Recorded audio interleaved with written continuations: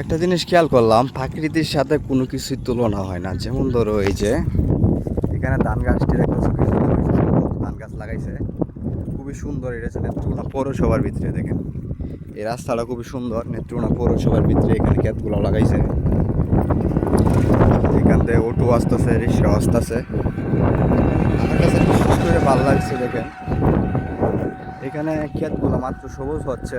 কিছুদিন সম্ভবত 15-20 দিনের মতো হয়েছে লাগাইছে আর কি। তো আমি যাচ্ছি হচ্ছে আমার মামার বাড়ি।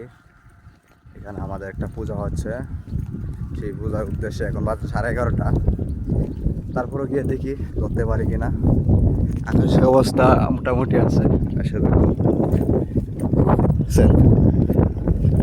তোমার সদরই হচ্ছে। যাই হোক, খুবই ভালো লাগছে, প্রাকৃতিক প্রেমে আবারও আসলাম, দেখতেও ভালো লাগছে।